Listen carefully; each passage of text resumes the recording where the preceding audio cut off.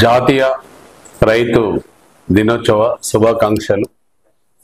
రైతన్నలందరికీ ఈరోజు తెలంగాణ రాష్ట్ర మన Munnuru Kapu BC SC ST రైతులందరికీ కూడా నేను శుభాకాంక్షలు తెలియజేస్తున్నాను.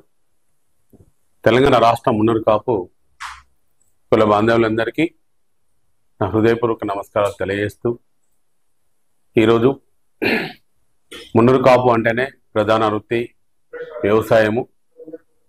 మరి ఈరోజు మున్నూరు కాపులకు, ఈరోజు రైతులకు పనిముట్లు కానీ వ్యవసాయం గురించి మనము ఏ పథకాలు కానీ సాధించుకోలేని పరిస్థితిలో ఈరోజు మనము మున్నూరు కాపులందరము ఎంతో వెనుకబడిపోయినాము. ఈ తెలంగాణ రాష్ట్రంలో మరి ఉమ్మడి ఆంధ్రప్రదేశ్ ఉన్నప్పుడు అప్పుడు ఎంతో మేలు ఉండేది. కానీ తెలంగాణ విడిపోయిన తర్వాత కూడా మున్నూరు కాపులకు ఈరోజు తెలంగాణ వచ్చిందంటే ఎంతో మంది కూడా ఉద్యోగాలు వస్తాయి, ఎంతో మందికి జీవనోపాధి దొరుకుతుంది. అన్ని కులాలు కూడా, ఏ కులం ఆ కులం కూడా బాగా డెవలప్ అవుతుందని బీసీ ఎస్సీ ఎస్టీలు కూడా అందరు కూడా చాలా మంది అనుకున్నారు. కానీ ఈరోజు మా మున్నూరు కాపుల గురించి నేను మాట్లాడతాను. తెలంగాణ వచ్చిన తర్వాత 10 సంవత్సరాలు అప్పటి టిఆర్ఎస్ గవర్నమెంటు, రాష్ట్ర ప్రభుత్వము అన్ని కులాలకు ఏదో ఒక పథకాల రూపంలో అందరికీ వేల కోట్ల రూపాయలు కూడా ఆ రోజు 10 సంవత్సరాలు కూడా కొంతవరకు లబ్ధి పొందినారు. కానీ మున్నూరు కాపులను మాత్రం అప్పుడున్న ప్రభుత్వం ఏ పథకాలు కూడా ఇవ్వలే. మరి మున్నూరు కాపులు మన వ్యవసాయ వృత్తి అయినా ఏది కూడా మేము ట్రాక్టర్లు కానీ నాగళ్ళు కానీ ఏ పనిముట్లు కూడా నోచుకోలేని పరిస్థితిలో ఆ రోజు మనం ఉన్నాము. మరి ఏదైతే మనము అందరికీ పథకాలు వస్తుంటే మరి ఈ గవర్నమెంట్ ఎందుకు మాకు ఇస్తలేదని మున్నూరు కాపు ఫైనాన్స్ కార్పొరేషన్ కావాలని గత 10 సంవత్సరాలు మనము పోరాటం చేస్తాము. కానీ వారు ఎందుకో మన పట్ల చిన్న చూపు చూస్తారు.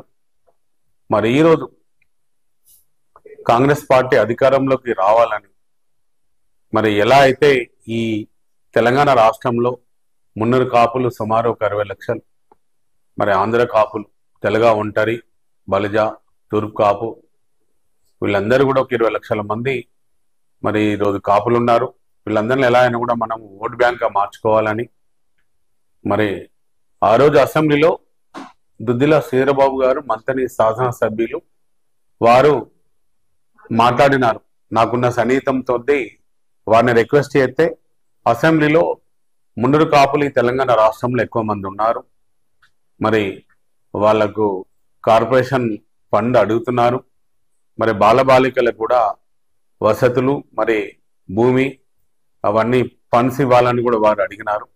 కానీ అప్పుడు లాస్ట్ అసెంబ్లీలో కూడా కేసీఆర్, అప్పుడు టీఆర్ఎస్ ప్రభుత్వం మున్నూరు కాపులను పట్టించుకోలేదు. అప్పుడు కూడా ఎంతమంది ఉన్నారు, దాదాపు 8 మంది ఎమ్మెల్యేలు, ఒక బీసీ శాఖ మంత్రివర్యులు, మరి ఎంపీలు వీళ్ళందరూ ఉన్నారు. కానీ వాళ్ళు కూడా అప్పుడు కేసీఆర్ గారిని అడిగే పరిస్థితి లేదు. 10 సంవత్సరాలు కూడా వాళ్ళు ఒక మున్నూరు కాపు సంఘం తీసుకుపోయే పరిస్థితిలో వారు లేకుండా. కానీ కార్పొరేషన్ సాధించాలనేది కూడా వాళ్ళు ప్రయత్నం చేశారు. కానీ ఎందుకో వాళ్ళు ఇవ్వలేకపోయినారు. కనీసం తర్వాత కూడా మేనిఫెస్టోలు పెట్టమని కూడా నేను అప్పుడు కేటీఆర్ గారిని మేము అడగడం జరిగింది.